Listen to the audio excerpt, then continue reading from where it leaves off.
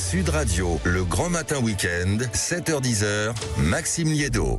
Vous êtes bien sur Sud Radio et à la une, les chefs cuisiniers cette fois-ci qui décident de monter au front pour soutenir nos agriculteurs dans un contexte où, certes, si la colère agricole faiblit délicatement, plus de 50 actions qui mobilisaient près de 1600 personnes encore ce samedi et des blocages qui sont maintenus toujours sur la 75 en direction de l'Aveyron, du côté de Cestas, site de Bordeaux, la 63 qui doit rester bloquée au minimum jusqu'à dimanche soir. Restez prudents si vous devez prendre la route, et des manifestants qui ont coup de foi décidé de rouvrir une bretelle d'accès dans le sens Bordeaux-Bayonne. Vigilance également avec l'autoroute A64 Toulouse-Bayonne qui est restée fermée sur plus de 180 km de la Haute-Garonne aux Pyrénées-Atlantiques, comme à Carbonne près de Toulouse. Et je vous le disais, donc c'est cette fois-ci le monde de la cuisine qui décide de monter au créneau. Bonjour chef Yves Gandebord.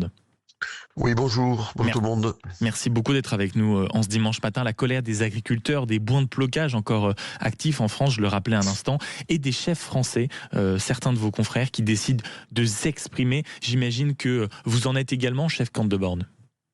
Oui, totalement. Moi, en plus, je viens d'un milieu de la terre. Mon papa avait une ferme. Oui, on est totalement scandalisé, quoi. Je pense que tout a été dit quand même autour de ce qui se passe, et c'est vrai que c'est un vrai drame pour l'agriculture française en général, mais moi je vais même plus loin. Je pense que c'est un vrai drame pour la gastronomie française. Parce que la France, aujourd'hui, est encore le plus beau pays du monde, point de vue gastronomie. Et certes, c'est aujourd'hui les cuisiniers qui sont le plus reconnus. On est tous reconnus, on est considérés, soi-disant, comme des stars. Mais on oublie une chose, que sans les produits, sans les matières premières, nous sommes rien. La spécificité de la gastronomie française, c'est la diversité et la qualité des produits d'exception que nous avons au quotidien dans nos cuisines et qui sont faits par ces gens de la terre. Donc si ces gens de la terre sont voués à disparaître, tout un tourisme, toute une gastronomie va s'écrouler. Je n'arrive pas à comprendre que l'État français aujourd'hui ne réagisse pas, quoi. Depuis le mois de juin qu'on sait qu'il y a cette maladie, qu'il n'y ait pas eu déjà au mois de juin une prise de conscience, et d'en arriver où on en arrive aujourd'hui, c'est un drame pour la France, c'est un drame pour nos agriculteurs, c'est un drame pour la gastronomie. Et vous avez commencé cette conversation en disant quand même le mot scandalisé, c'est un mot fort. Qu'est-ce qui vous a étonné? Qu'est-ce qui vous a surpris? Qu'est-ce qui vous met en rogne quand vous voyez ces dernières images, cette mobilisation massive, ce retard à l'allumage du gouvernement?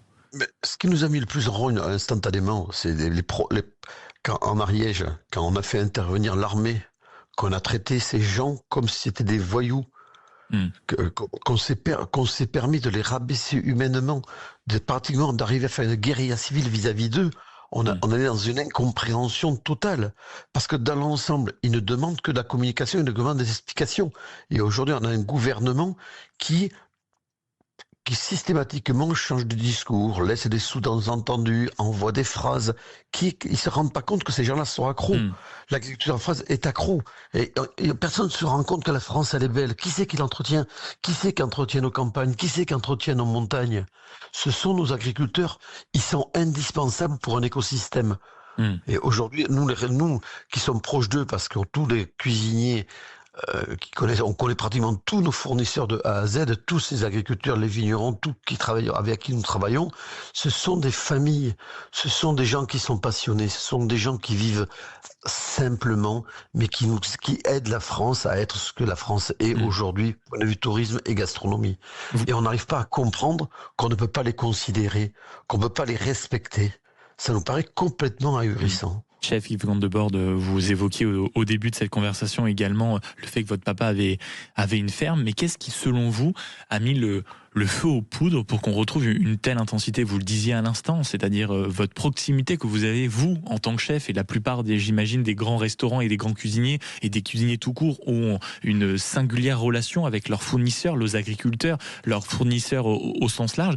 Qu'est-ce qui a pu déclencher une telle colère? C'est quoi? C'est leur quotidien? C'est les normes que vous connaissez également en cuisine? C'est quoi? Non, c'est un ras-le-bol et une incompréhension totale de ce qui se passe aujourd'hui sur nos étals. Quand on voit qu'on va accepter cette viande qui va arriver d'Argentine, mais le Mercosur, qui est chargée, qui est totalement chargée, mais alors qu'en France, nous avons une réglementation. Voilà, on essaie de la respecter, tout le monde la respecte, et on se permet de faire rentrer dans notre pays des produits, qu'ils soient végétaux ou qu'ils soient animaux, qui arrivent d'autres pays. voilà, pour des raisons économiques, et on accepte tout. Hmm. On le voit bien aujourd'hui, le système français voilà, est peut-être au bout de son histoire, alors que c'est l'un des plus beaux systèmes du monde. C'est vrai que le social français coûte de l'argent, mais le social français fait partie de la culture de notre République. Hmm. Et quand on voit des produits qui nous arrivent, je vais prendre des exemples très, très basiques, que ce soit sur la viande ou sur les légumes, des tomates qui nous arrivent soit du Maghreb, soit d'Espagne, à des prix défiant toute concurrence, des produits qui sont complètement chargés de pesticides et de chimie. Mais comment voulez-vous que le producteur français qui produit en respectant la réglementation, surtout qui produit en respectant son consommateur, qui va pas intoxiquer son consommateur, puisse être face à ces produits-là en concurrence? C'est impossible. C'est un ras-le-bol général aujourd'hui. Alors, je n'ai pas des compétences économiques et c'est vrai qu'on n'arrive pas à comprendre comment on peut accepter tout ça. Il y a sans doute des raisons précises, mais il faut que l'État assume aujourd'hui ce qui est en train de se passer et ce ras-le-bol. Je crois que c'est la goutte qui a fait déborder le vase. Et aujourd'hui, c'est pas que les agriculteurs. On voit, c'est toute une profession et toute une lignée. Toute une lignée, mais même des consommateurs qui commencent à plus rien comprendre, qui sont prêts à monter au front pour arriver à se dire arrêtez s'il vous plaît. Nos hommes politiques, arrêtez s'il vous plaît.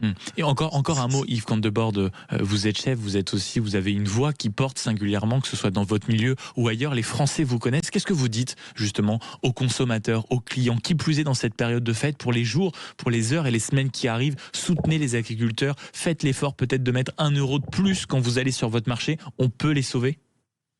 Oui, je pense faisons l'effort, achetons français. Vraiment, faisons l'effort de tout ce qu'on va consommer pour cette fête de Noël et même dans l'avenir, dans notre quotidien, faisons attention d'acheter français. On est berné sur les produits.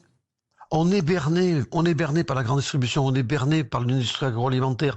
Rentrez dans un supermarché, regardez ce qui se passe avec Intermarché, qui a fait un film exceptionnel fait par des Français, tout ce qu'on veut, qui prône la qualité, qui prône le végétal. Mais allez-y, regardez ce qu'ils vendent.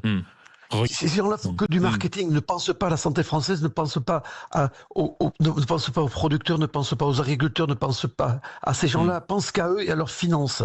Donc on est vigilant et on achète français. Merci beaucoup, chef Yves Kantebord, d'avoir été avec nous ce matin et d'avoir pris la parole sur Sud Radio pour soutenir comme il le fallait ces agriculteurs. Je vous souhaite un bon dimanche et naturellement, chef, une très très très belle fête de Noël. Il est 8h26.